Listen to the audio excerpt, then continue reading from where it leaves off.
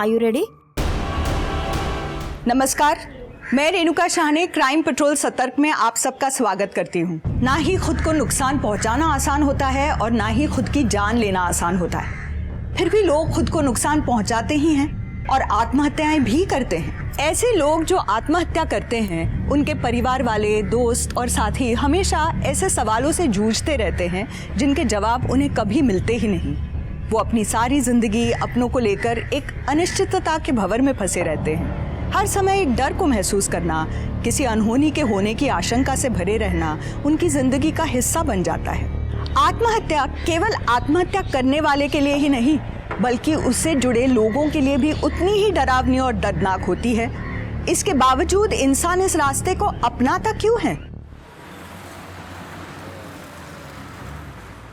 ऐसा है सूरज भाई, ये जितने टीवी सीरियल्स की शूटिंग, फिल्मों की शूटिंग मड आइलैंड में होती थी ना, मलाड के, वो सारी शिफ्ट होके नायगांव जा रही है। आप बस नायगांव में प्रॉपर्टी खरीद कर डाल दीजिए। ये कुछ प्रॉपर्टीज है नायगांव की, यहाँ इन्वेस्टमेंट करेंगे तो कोई प्रॉब्लम नहीं होगी। आप इशिता रियल एस्टेट पर पूरा भरोसा कर सकते हैं। और इशिता चीट फंड पे भरोसा करना है या नहीं आरती? बोलो। हार्दिक, तुम सूरज भाई को बाहर ले जाकर नायगांव की प्रॉपर्टीज की डिटेल्स दिखा दो। जी। धनिश्री जी, आइए हम बैठकर बात करें। मैं यहाँ बैठने नहीं आई हूँ, मुझे मेरे पैसे वापस चाहिए। 4 महीने हो गए आज करके आप भी तक मेरे पैसे नहीं दिए हैं। धनिश्री जी, आपको बताया ना मैंने, चिटफंड का पैसा फंस गया है। सिर्फ आपका ही नहीं, मेरे भी 20 लाख फंसे हुए हैं। बेवकूफ समझा है मुझे, जो ये पैसे डूबने की कहानी सुना रही हो मुझे। अगर पैसा फंस गया होता ना, तो ये तुम्हारा बिजनेस ऐसे नहीं चलता। आरती, मैं तुम्हारे सामने हाथ जोड़ती हूँ। मेरी बेटी का एडमिशन होने वाला है फैशन डिजाइनिंग में, और मेरे पास पैसे ही नहीं है। मैं बहुत प्रॉब्लम में हूँ, मुझे मेरे पैसे वापस दे दो। धनिश्री, आइए बैठ जाइए। मेरे पैसे, मेरी बेटी का एडमिशन। पानी पीजिए, शांत हो जाइए, एकदम शांत हो जाइए। देखिए धनिश्री जी, मैं सच कह रही हूँ, मेरा भरोसा कीजिए। मैं चाहती हूँ कि सिर्फ आपका नहीं, सबका पैसा निकले। बेटी के नाम पे चिटफंड खोला है मैंने, बेटी के नाम पे बेईमानी नहीं करूंगी।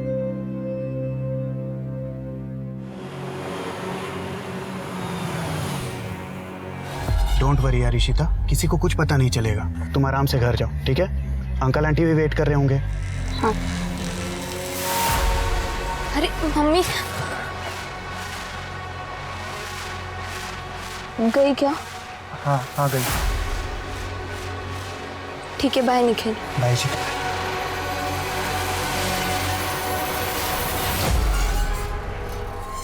काय झालं ताई, गेली का ती? कस्टमर के सामने वो औरत ऑफिस में घुस आई, उल्टी सीधी बातें कर रही थी। रोक नहीं पाया तू उसे? किसने बिठा के रखा तुझे यहाँ पे? ताई, मैंने उन्हें रोकने की कोशिश की पर वो सीधा अंदर घुस गई। अक्खा दिन ये कान में घुसा के रखता है ना, दिखी नहीं होगी, रोकता कैसे? हार्दिक, तू अगर मेरा भाई नहीं होता ना, कब का भगा चुकी होती तुझे। सॉरी ताई।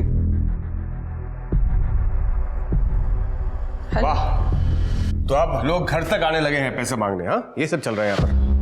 विपुल, बिजनेस ऐसे ही चलता है, ऊंच नीच लगी रहती है। और घर कैसे चलता है ये भी बता दो। तुम्हारी बेटी इशिता कहाँ है, कुछ पता है तुम्हें? उसका फोन नहीं लग रहा है। पूना से आज सुबह निकलने वाली थी, रास्ते में होगी इसीलिए फोन नहीं बात लगा। हुई थी उससे? हाँ? सुबह से मैं काम में बिजी हूँ विपुल, कल रात बात हुई थी, तब बताया था उसने। 1 मिनट, तुम अपने काम में इतनी बिजी हो कि अपनी जवान बेटी के साथ बात करने का तुम्हारे पास टाइम नहीं है क्या? लो आ गई इशिता, खामखा परेशान होते रहते। और बेटा इशिता, कैसी रही नेहा के बहन की शादी? अच्छी थी, बहुत मजा आया। अच्छा बेटा, सुनो मेरा। पप्पा मम्मी सुनो ना, मैं बहुत थक गई हूँ, मुझे रेस्ट करना है। Please excuse me. कब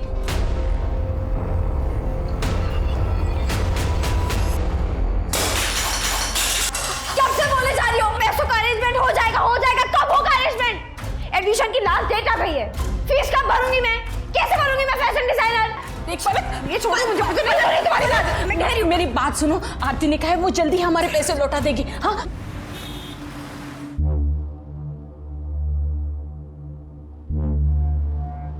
पापा, आपको ये सब करने की क्या जरूरत है? प्लीज मत करिए, प्लीज।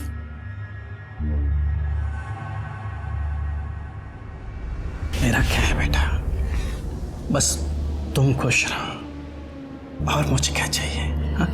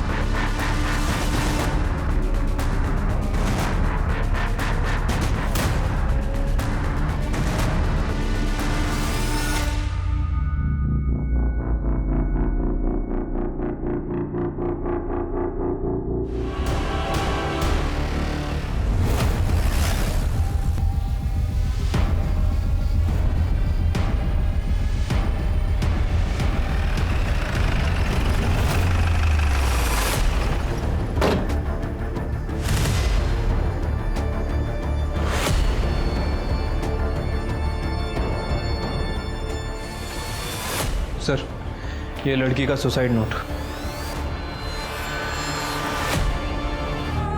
क्या प्रॉब्लम थी?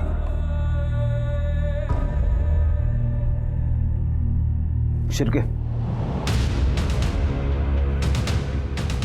बेटी के बाप हैं, सदमे में हैं। थोड़ा वक्त दे के फिर बात करते हैं, तब तक सारी फॉर्मेलिटीज कंप्लीट कर लो। ठीक है सर।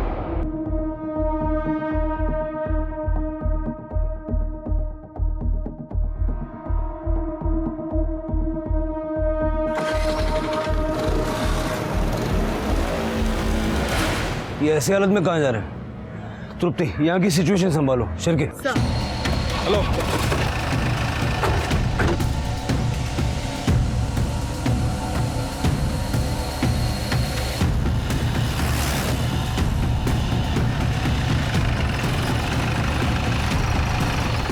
अभी तो यही था, गाड़ी घुमाओ।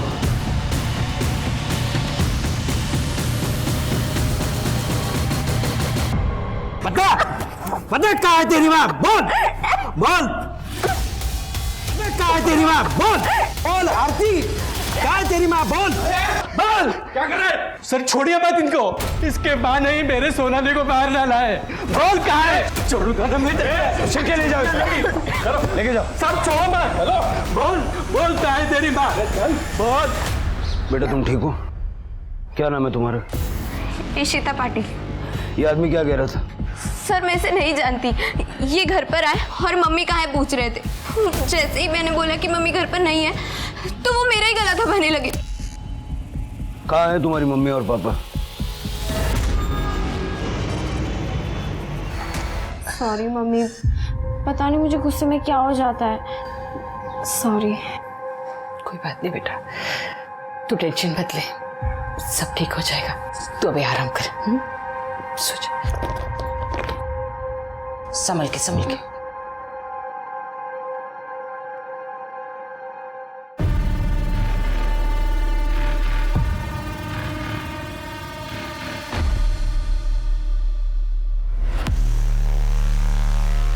मैं उस लड़की को नहीं बल्कि उसकी माँ आरती को वहां मारने गया था सर। उसने मेरी बेटी सोनाली की जान ली है। कैसे? सोनाली की शादी फिक्स की थी मैंने अगले महीने, लेकिन शादी में खर्च करने के लिए 1 रुपया नहीं था मेरे पास। सारा पैसा मैंने उस आरती के चिट फंड में इन्वेस्ट कर दिया था। सोचा सही टाइम पर मैं निकाल लूंगा, लेकिन जब सही टाइम आया तो पैसा नहीं दे रही थी वो। देखिए हरि भाई, आप बिल्कुल चिंता मत कीजिए। जैसे ही चिट फंड के डूबे हुए पैसे वापस आएंगे, मैं सबसे पहले आपके 5 लाख रुपए लौटाऊंगी। इसलिए शादी के लिए मैंने अपना मकान बेचने का फैसला किया सर, लेकिन सोनाली नहीं चाहती थी कि उसके शादी के लिए मैं अपना घर बेच दूं। पापा, आपको ये सब करने की क्या जरूरत है? प्लीज मत करें, प्लीज। मुझे अपना घर बेचने से रोकने के लिए ही उसने। हरी जी, आप संभालिए अपने आप। क्या सोनाली के होने वाले इन-लॉज दहेज के लिए आपके ऊपर प्रेशर बना रहे थे? देखिए हरी बाबू, हम दहेज के बहुत खिलाफ हैं। 1 पैसा दहेज का नहीं लेंगे हम आपसे, मगर शादी का आधा खर्चा तो आपको उठाना ही पड़ेगा। सर सोनाली ने कहाँ लिखा हमारा नाम अपने सुसाइड लेटर में? आप लोगों ने हरी के ऊपर जो शादी का आधा खर्चा उठाने का प्रेशर बनाया, उससे सोनाली अपने पिता को बचाना चाहती थी और इसलिए सोनाली ने सुसाइड किया है। सर आप हमारी बात का विश्वास कीजिए। सर हमें बिल्कुल पता नहीं था हरी की कंडीशन इतनी खराब है। अब और हमने इसको कोई फोर्स नहीं किया सर। सर एक्चुअली वो लड़की है ना सोनाली जिसने सुसाइड किया है, वो 3 दिन पहले हमारे घर आई थी। अगर आज तुमने मेरे पापा के पैसे नहीं लौटाए ना तो मैं पुलिस में रिपोर्ट करूंगी। ये क्या तमाशा चल रहा है आरती? उसके पैसे कहाँ हैं उनके? अब आप मत शुरू हो जाइए, मैं हैंडल कर रही हूँ ना। क्या खाक हैंडल कर रही हो तुम? वो लड़की मेरे ऊपर रेप का फर्जी केस डालने की बात कर रही थी। चिल्लाइए मत। आपसे ज्यादा ना मुझे टेंशन है इन सब के पैसों की, और मैं इंतजाम कर रही हूँ। इनफैक्ट मैं अभी जाकर पैसे लेकर आती हूँ, और बिना पैसों के आज मैं घर वापस नहीं आऊंगी। हाँ, तुमसे हो पाया तो ठीक, वरना मुझे कुछ करना पड़ेगा। सर उस दिन के बाद से आज तीसरा दिन है सर, आरती घर वापस नहीं आई है। तुम्हारी बीवी 3 दिन पहले पैसे लेने के लिए घर से निकली थी, अब तक वापस नहीं आई। किसके पास गई थी पैसे लेने? सर वो तो नहीं पता मुझे, लेकिन मुझे लगता है सर जिसने चीट फंड में पैसे डुबाए थे उसी से लेने गई होगी। हार्दिक तुम्हें तो कुछ पता होगा, तुम तो उसके साथ काम करते थे ना? नहीं जीजा जी, एक्चुअली ताई ने मुझे इस बारे में कुछ नहीं बताया था। आरती 3 दिन से गायब है और आप लोगों ने उसे ढूंढने की कोशिश भी नहीं की। एक्चुअली ताई ने मुझे फ़ोन करके बताया था कि वो 2-3 दिन घर से बाहर रहेंगी, तब तक ऑफिस का काम मुझे संभालने को कहा था। इसलिए सर मैंने ध्यान नहीं दिया कि क्योंकि पहले भी आरती काम के सिलसिले में बाहर आती जाती रहती थी। कहाँ जा रही थी ये नहीं बताया तुम्हारी ताई ने? नहीं मैडम। ऐसा तो नहीं है कि चिटफंड के पैसे तुमने गायब कर दिए और जब सोनाली ने सुसाइड कर लिया तो घबरा के आरती के चले जाने की कहानी सुना रहे हो? अरे नहीं सर, कैसी बात कर रहे हैं सर? हम जो भी बता रहे हैं आपको सच बता रहे हैं सर। देखो पुलिस को लग रहा है उस लड़की ने सुसाइड किया है और उसी हिसाब से पुलिस इन्वेस्टिगेशन कर रही है। मर्डर के बारे में उनके पास कोई आइडिया नहीं है, समझ रहे हो? तो जैसा मैं बोल रहा हूँ ना वैसा ही करो, ठीक है? हम बाद में फ़ोन करते हैं।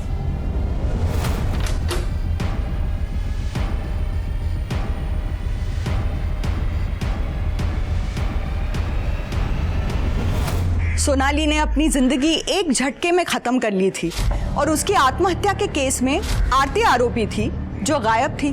पुलिस ने आरती की तलाश में जमीन आसमान एक कर दिया था, और जब पुलिस किसी के पीछे ऐसे पड़ती है तो कोई आखिर कितनी देर भाग सकता है। अंततः आरती भी पुलिस की गिरफ्त में आ ही गई थी, मगर उस तरह से नहीं जिस तरह से पुलिस चाहती थी।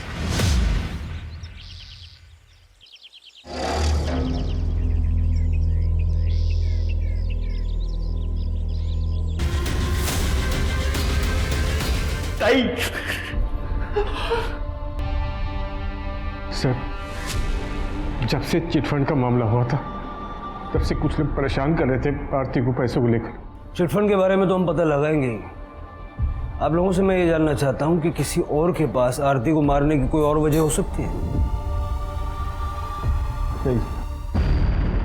तृप्ति, आरती के चिटफंड में जितने भी लोग हैं सबसे बात करो। किसने घपला किया, क्या घपला हुआ और पैसों को लेकर कितने लोग आरती से नाराज थे, मुझे सारी डिटेल्स चाहिए। चलिए। शिरके, आरती की बॉडी गोनी में मिली, मतलब मर्डर कहीं और हुआ और बॉडी को डंप किया गया। आरती का सीडीआर निकलवा और उसकी लोकेशन बता करो, कहाँ गई थी, किससे मिली थी। रियल एस्टेट और चिटफंड के बिजनेस में थी, दुश्मन तो होंगे ही। मैडम मैं पैसा उठाना था चिट फंड से, लेकिन उसका इंस्टॉलमेंट टाइम टू टाइम जमा करता था। पता नहीं आरती ऐसा क्यों कह रही थी कि चिट फंड का पैसा डूब गया। आप लोगों को आरती ने कब कहा कि चिट फंड का पैसा डूब गया है? 4 महीने पहले मैडम। उसके बाद उसने चिट फंड का सारा काम बंद कर दिया। बहुत चालाक औरत थी मैडम। ऐसा लगने की कोई खास वजह? जी मैडम, उस चिट फंड में आरती के भी 4 चिट फंड थे हम सबके साथ, जिसके पैसे उसने थोड़े मुनाफे के साथ बहुत पहले ही निकाल लिए थे और उन्हीं पैसों से वो अपना बिजनेस बढ़ा रही थी। लेकिन जब उसको हम सबके पैसे देने की बारी आई तो फिर उसने कहा कि मेरा सारा बिजनेस डूब गया। ऐसा कह के उसने हम सबको धोखा दिया मैडम, इसलिए मर गई है। हाय लगी हमारी सबकी। अब जाके मेरी सोनाली के आत्मा को शांति मिलेगी मैडम। कमाल है, 20 में से 13 मेंबर के पैसे निकल जाने के बाद भी ईमानदारी से इंस्टॉलमेंट भर रहे थे। फिर आरती ने ऐसा क्यों कहा कि पैसे डूब गया? सर प्रोबेबली झूठ बोल रही थी क्योंकि उसने खुद 30 लाख रुपए उठाए थे चिट फंड से और जब खुद के पैसे निकल गए तो बंद कर दिया होगा चिट फंड। सारे मेंबर से बात हो गई? नहीं सर, एक लेडी है धनश्री, अब तक उससे बात करना बाकी है। उसे पुलिस स्टेशन भी बुलाया था लेकिन वो आई नहीं। जल्दी से बात करो। सर आरती की पीएम रिपोर्ट आ गई सर। आरती की मौत 22 सितंबर को हुई थी, उसी दिन जिस दिन वो घर से पैसे लेके निकली थी।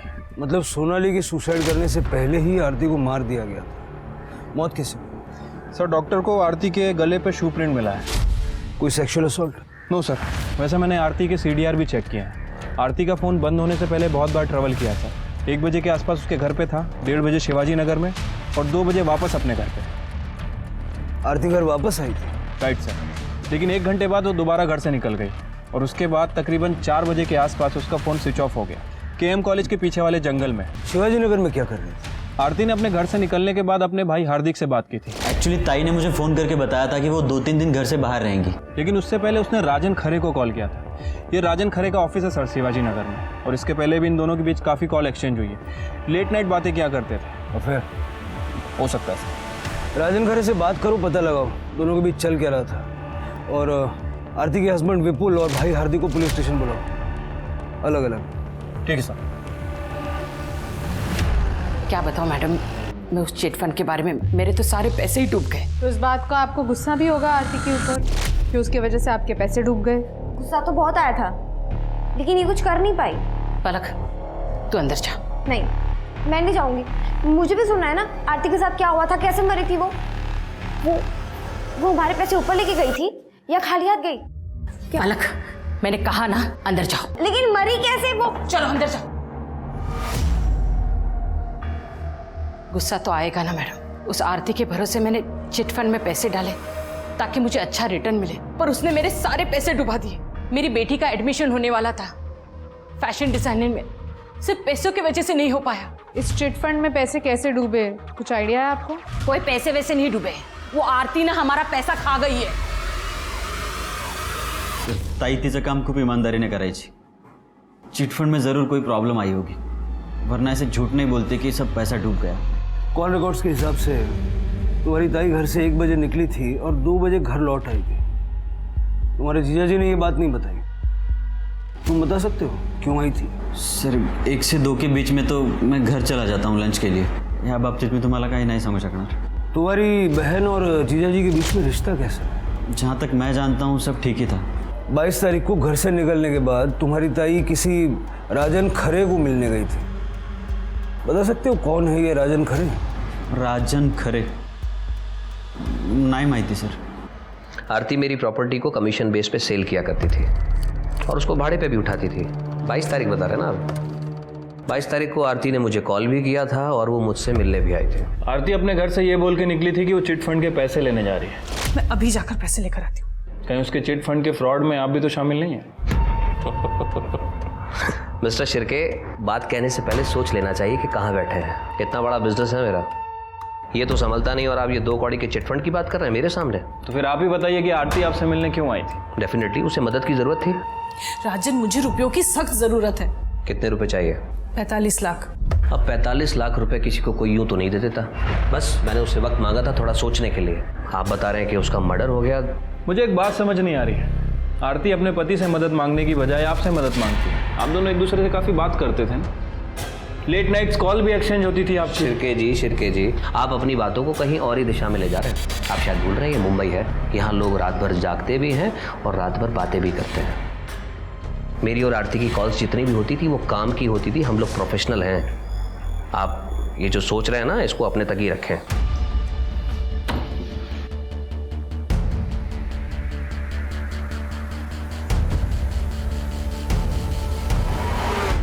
सर आरती वापस घर कब आई थी, कब बाहर चली गई, मुझे कोई आइडिया नहीं है सर। मैं उस वक्त घर पे नहीं था, मैं ऑफिस चला गया था सर। आरती ने चिटफंड से 30 लाख रुपए निकाले थे।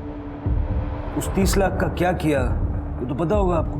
मुझे नहीं पता सर, हो सकता है उसने अपने बिजनेस में लगाए हों 30 लाख रुपए। प्रॉपर्टी के ब्रोकर के काम में 30 लाख का इन्वेस्टमेंट ज़्यादा नहीं है? मैंने कहा ना आपको कि मैं ज़्यादा इंटरेस्ट नहीं लेता था आरती के बिजनेस में। बिजनेस में इंटरेस्ट नहीं लेते थे, लाइफ में तो लेते होंगे। आफ्टर ऑल बीवी है आपकी, राजन खरे कौन है? सर ज़्यादा डिटेल्स में तो नहीं पता, लेकिन आरती ने बताया था मुझे कि कोई बिल्डर है शायद। आरती कमीशन पर काम करती थी उसके साथ। काम ही करती थी ना, या कोई और बात? सर क्या कहना चाहते हैं आप? कैसी बात कर रहे हैं सर आप? हाँ 22 तारीख को आपसे झगड़ा करके जब आरती घर से निकली तो उसने सबसे पहला कॉल राजन खरे को किया था।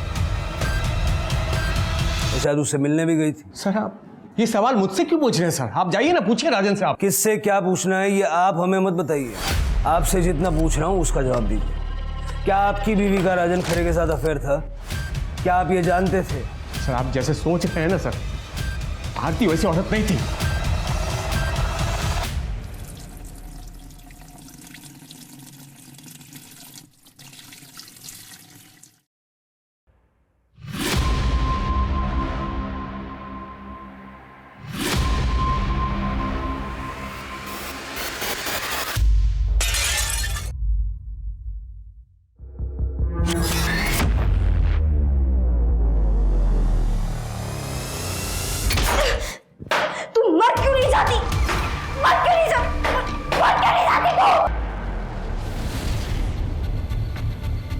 मैडम लड़ाई झगड़े का तो पता नहीं, लेकिन फैमिली के बीच कुछ तो हुआ था। आप डॉक्टर सुकुमार से क्यों नहीं बात करते? यही सोसाइटी में क्लिनिक है उनका और उन्हें सब पता होगा। आरती ने और क्या हो सकता है सर? आदमी कभी भी एक टैबलेट की जगह गलती से 2 टैबलेट खा लेगा, पर 20 टैबलेट तो नहीं खा सकता ना। विपुल राजन और चिटफंड दोनों के बारे में गोलमोल बातें कर रहा है, तो वो आरती के सुसाइड अटेम्प्ट के बारे में बताएगा नहीं। उससे बिना सबूत बात करना बेकार है। शिरके, विपुल के बारे में जितना पता कर सकते हो पता करो। Right sir. आरती की बेटी इशिता से बात करो, हो सकता है घर के अंदर की कोई बात पता चल जाए। सर धनश्री से बात हुई तुम्हारी? हाँ सर, मैंने धनश्री से बात की। धनश्री का बाकी के चिटफंड के मेंबर्स की तरह आरती के साथ पैसों को लेकर प्रॉब्लम था, लेकिन सर ये धनश्री की बेटी पलक, ये बहुत अजीब है सर। इसलिए मैंने पलक के नेबर्स से भी बात की। सबका कहना है कि पलक को टेम्पर इशू है, इस हद तक कि धनश्री उसे बाकी लोगों से बात तक करने नहीं देती। और सर पलक का इस साल फैशन डिज़ाइनिंग में एडमिशन होना था, जो आरती की वजह से नहीं हो पाया, क्योंकि आरती ने धनश्री के फंड्स रिलीज़ ही नहीं किए थे। पलक का भी फॉलोअप करो और प्रायोरिटी पे इशिता से बात करो, लेकिन विपुल से छुपा के। सर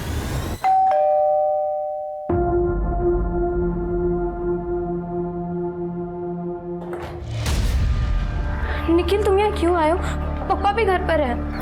यार इशिता, मैं तो बस तुम्हें चेक करने आया था कि तुम ठीक हो ना। कौन है इशिता?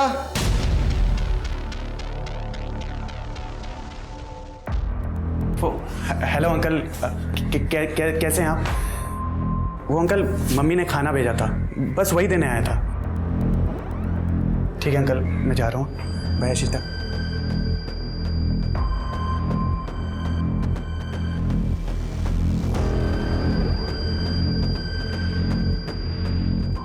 मैं जब तुम्हें कुछ कहता हूँ मेरी बात क्यों नहीं मानती हो तुम?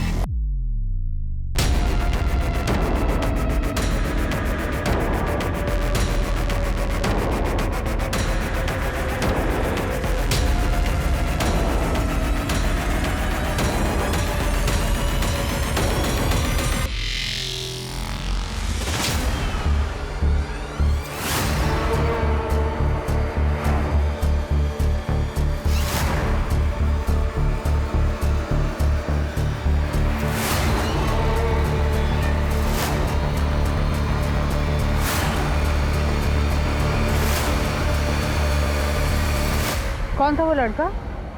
पता नहीं, होगा कोई। अच्छा मैडम, आपको कुछ काम था मुझसे? इशिता, मुझे पता है तुम्हारी मम्मी ने कुछ दिनों पहले सुसाइड करने की कोशिश की थी, और इंसान सुसाइड तभी करता है जब उसकी लाइफ में सब कुछ ठीक नहीं चल रहा होता। सच बताओ, क्या प्रॉब्लम थी तुम्हारी मम्मी को? मेरी मम्मी को कोई प्रॉब्लम नहीं थी, और ना ही उन्होंने सुसाइड अटेम्प्ट करने की कोशिश की। बस उनकी तबीयत खराब थी कुछ दिनों से, और कुछ नहीं।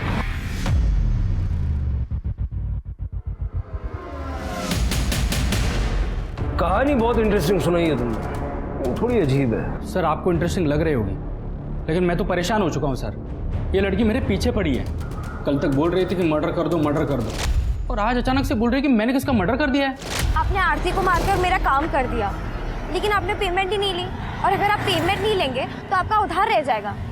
और मैं किसी का उधार रखती नहीं हूँ, इसलिए। कौन आरती?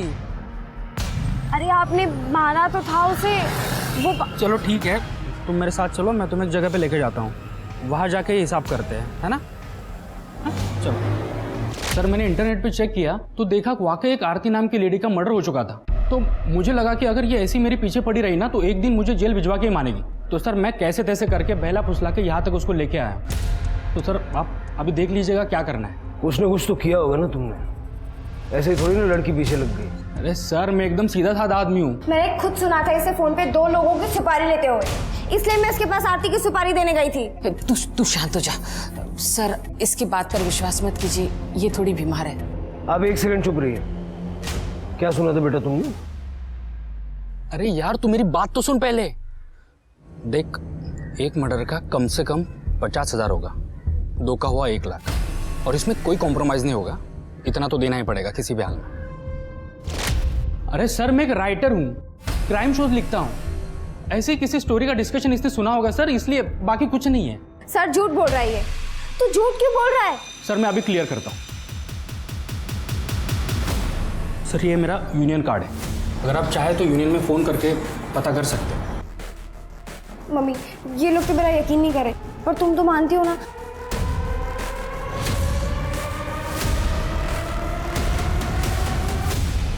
धनश्री जी देखिए, बुरा मत मानिएगा, लेकिन आपकी बेटी को इस वक्त फैशन डिजाइनिंग से ज़्यादा इलाज की ज़रूरत है। मेरे से जितना बन सकता था मैंने पलक के लिए कर दिया इलाज, पर अब मेरे पास पैसे नहीं है उसके इलाज के लिए।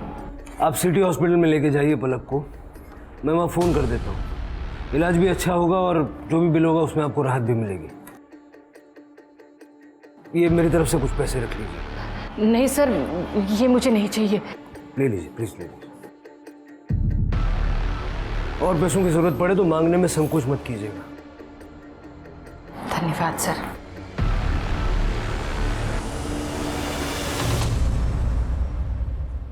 सर, विपुल के कॉल रिकॉर्ड्स मिल गए 22 सितंबर के। 22 सितंबर को दोपहर को 2 बजे विपुल अपने ऑफिस में नहीं बल्कि घर में था, और 4 बजे केएम कॉलेज के पीछे वाले जंगल में जहां आरती की डेड बॉडी फेंकी गई थी। सर मैं आपको कह रहा हूं, मैं आरती को नहीं मारा सर। ये सबूत तो कुछ और ही कह रहे हैं। सर मैं आपको सब कुछ सच सच बताता हूँ सर। उस दिन जब मैं ऑफिस से घर लौटा तो मैंने देखा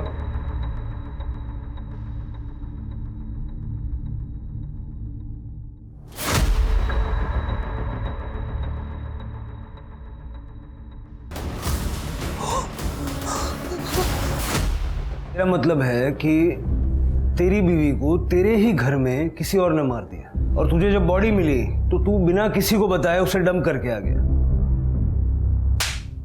बेवकूफ समझ के रखा है पुलिस को, ऐसी घटिया कहानियों पे विश्वास कर लेंगे। मैं आपको सच बोल रहा हूँ सर, मुझे आरती की डेड बॉडी ही मिली थी, मैंने इसका मर्डर नहीं किया सर। जब मर्डर नहीं किया तो बॉडी डंप करने क्यों गया? जब मर्डर नहीं किया तो बॉडी डंप करने क्यों गया? मजबूरी थी मेरे सामने सर। ऐसी क्या मजबूरी थी? क्या मजबूरी थी जो तूने पुलिस तक को इन्फॉर्म नहीं किया?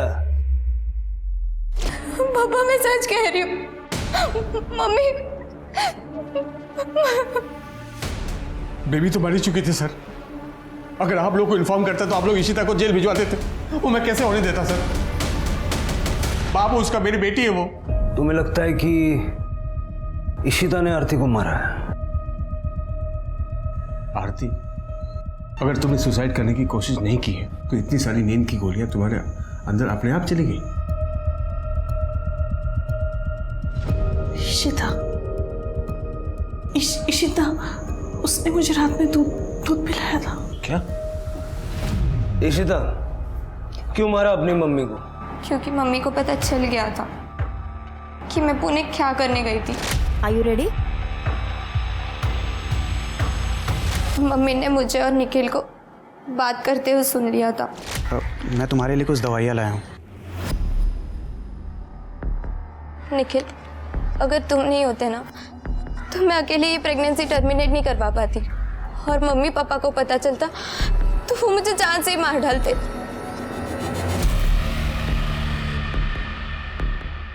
मम्मी मैंने तो मुझे बहुत मारा, लेकिन मेरे मन में डर बैठ गया था कि वो पापा को कुछ बोल ना दे, लेकिन वो बच गई और फिर पापा को जाके सब कुछ बता दिया। फिर पापा ने ये तनुज कौन है? मेरा बॉयफ्रेंड है, कॉलेज में साथ में ही पढ़ता है। जब तनुज को मेरे के बारे में पता चला तो वो बहुत घबरा गया था। तब निखिल ने ही मेरी मदद की थी। पुणे में अपने दोस्त के क्लिनिक में मेरा करवाया। मम्मी को पता चल गया था, पापा को पता चल चुका था, जितना बुरा हो सकता था सब हो। तो क्यों मारा अपनी मम्मी को? सर मैंने नहीं मारा है अपनी मम्मी को। मैं तो उस दिन अपने कमरे में सो रही थी। मैंने पापा को भी बोला था कि मैंने अपनी मम्मी को नहीं मारा है, लेकिन इन्होंने ना सब कुछ मेरे ऊपर डाल दिया कि ये बच जाए। क्या बकवास कर रही है तू? मैंने तुझे बचाने के लिए सब कुछ किया, तू मुझे फंसा रही है तू। एक मिनट आप चुप रहिए। क्यों मारेंगे पप्पा मम्मी को? तो राजन और आरती के अफेयर के बारे में तुम्हें पता था, फिर हमसे झूठ क्यों बोला? तो और क्या बोलता सर मैं आपको कि मेरी बीबी का अफेयर चल रहा किसी के साथ? अरे मेरा अफेयर नहीं चल रहा था उसके साथ, मैं पहले भी आपको बता चुका हूं। मैं आप लोगों को राजन के बारे में कुछ भी बोलता ना सर, तो आप लोग डिटेल्स में घुस जाते और मैं फंस जाता, इसलिए मैं चुप रहा। लेकिन मैं अभी सच बोल रहा हूँ सर, मैंने आरती को नहीं मारा सर। मैं जब घर पहुंचा तो आरती मर चुकी थी सर। तो ऐसा कौन है जो तुम्हारे घर में घुस के आरती को मार देगा? घर में नहीं सर, घर में नहीं, ऑफिस में सर। ऑफिस, क्योंकि ऑफिस में तो कोई भी आता जाता है सर, बाहर के दरवाजे से। हो सकता है राजन ने मार दिया आरती को। अरे तो मैं क्यों मारूंगा आरती को? पैसों के लिए। आरती ने राजन को पैसे दिए थे सर। चिटफंड के 30 लाख रुपए, कुछ सेविंग्स और गहने बेचकर टोटल 45 लाख दिए थे मैंने राजन को प्रॉपर्टी में इन्वेस्ट करने के लिए, और अब वो वापस नहीं कर रहा है और चिटफंड के मेंबर्स मेरे पीछे पड़े हुए हैं। फ्रैंकली स्पीकिंग आरती, मुझे कोई फर्क नहीं पड़ता। तुम्हारा आशिक है वो, रुपए पैसे तुमने दिए उसे। अब जब उसने लात मार दिए तुम्हें तो मेरे पास रोने के लिए आई है। क्यों? विपुल तुम मेरी बात मानते क्यों नहीं हो? राजन के साथ मेरा कोई रिलेशन नहीं है, जो भी है बस प्रोफेशनल है। देखो तुम्हें जो करना है करो, लेकिन अपने मैटर में मुझे इन्वॉल्व मत करो प्लीज। विपुल सर, आरती का कहना था कि उसने राजन को 45 लाख रुपए दिए थे सर। अरे झूठ बोल रहा है वो। मैं एक बिजनेसमैन हूँ, बिना पेपर वर्क के ना 1 रुपया किसी को देता हूँ, ना 1 रुपया किसी से लेता हूँ। और 45 लाख रुपए की रकम क्या लगता है आपको ऐसे किसी से ले लूंगा मैं? सर आप खुद ही सोचिए सर, अगर राजन का इस मामले से कुछ लेना देना नहीं है तो आरती घर से निकल कर उसके पास क्यों पहुंची सर? मिस्टर शिर्के, बिना किसी सबूत के एलिगेशन लगा रहे हैं आप मुझ पे। अंदाजा भी है कौन हूं मैं, आप किससे बात कर रहे हैं? हो सकता है पछताना पड़े आपको। सर मुझे लगता है कि राजन ने ही आरती को मरवाया है ताकि उसे वो पैसे वापस ना करने पड़े। पुलिस के पास राजन के रूप में एक सस्पेक्ट तो था, मगर वो एक बड़ा बिल्डर था जिसका अपना रुतबा था, और ऐसे रुतबे वाले आदमी के ऊपर पुलिस बिना किसी ठोस सबूत के हाथ नहीं डाल सकती थी। मुश्किलें तो थी, लेकिन पुलिस पीछे हटने वाली नहीं थी। राजन का जो रुतबा अभी तक पुलिस के रास्ते की अड़चन बना हुआ था, पुलिस ने उस रुतबे को ही अपनी सीढ़ी बनाकर राजन तक पहुंचने का प्लान बनाया।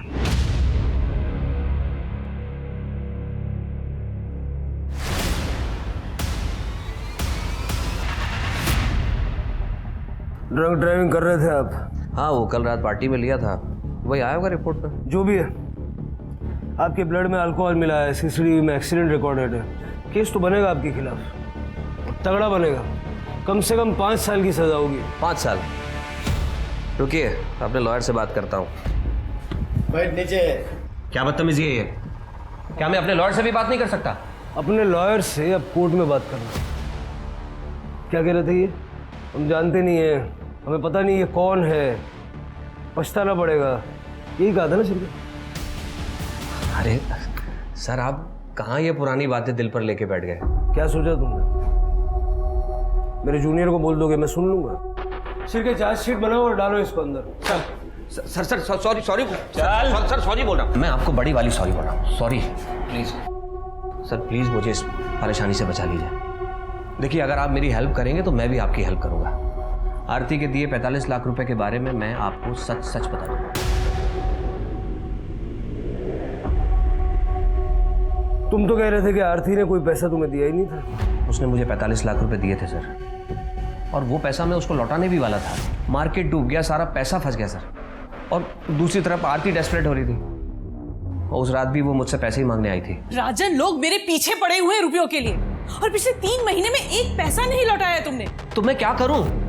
मार्केट डाउन चल रहा है, जब मार्केट उठेगा तो मैं तुम्हारे सारे पैसे लौटा दूंगा। तुम चाहो तो मैं तुम्हें बढ़ाकर दे दूंगा। बढ़ाकर नहीं चाहिए मुझे, जो मेरे रुपए हैं मुझे वो लौटा दो बस। अरे तो कहां से लाऊं 45 लाख रुपए तुरंत? सॉरी, देखो आरती, 5-10 लाख रुपए की अगर तुम्हें जरूरत है तो मैं इंतजाम कर सकता हूं, अगर तुम्हें चाहिए तो, लेकिन उसके लिए तुम्हें थोड़ा रुकना होगा।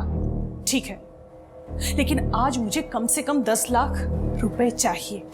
और पैसों का इंतजाम करते करते किलर्स का इंतजाम कर दिया ताकि 1 रुपया देना ना पड़े। अरे पाटिल सर, मैंने उसे 10 लाख रुपए दिए थे, आप चाहें तो मेरे मैनेजर से पूछ लीजिए।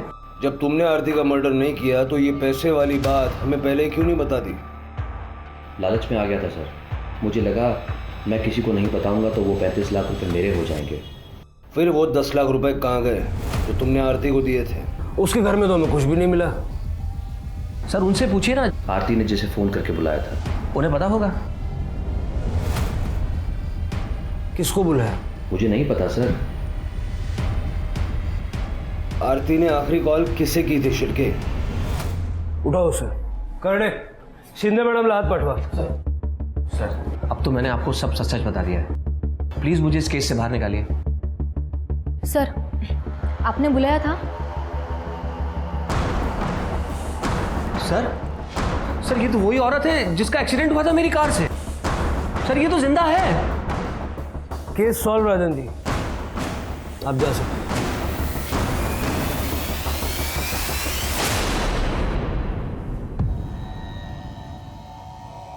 भाऊ हो तो मैं आरती से, पर उसने मुझे हमेशा एक नौकर की तरह ट्रीट किया, इसलिए उस दिन जब ताई का कॉल आया। फोन क्यों नहीं उठा रहा था? ताई मैं कुछ काम कर रहा था। एक एड्रेस भेजा है तुझे, उस एड्रेस पे आ जा। क्यों ताई, क्या हुआ? एक बड़ी पेमेंट मिल रही है, तू आएगा, सेफ्टी रहेगी। कितना बड़ा? 10 लाख। अब सारी बातें तू फोन पे पूछेगा कि आएगा भी? 10 लाख की बात सुनते ही मैंने तय कर लिया, चाहे कुछ भी हो जाए ये पैसे मुझे लेने ही है। इसलिए मैंने अपना फोन घर पे छोड़ दिया और ताई को रिसीव करके उनके घर ले आया।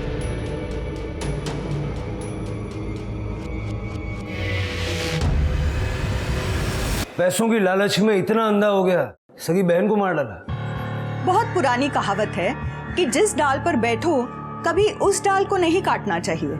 आरती का मर्डर केस इस कहावत को चरितार्थ करता था। लोगों ने आरती के ऊपर भरोसा करके अपनी जीवन भर की कमाई उसके चिट फंड में निवेश की थी, मगर आरती ने अपनी महत्वाकांक्षा के चलते उन लोगों की कमाई उन्हें बिना बताए कहीं और इन्वेस्ट कर दी थी, जिसकी वजह से सोनाली ने तो अपनी जान तक दे दी थी।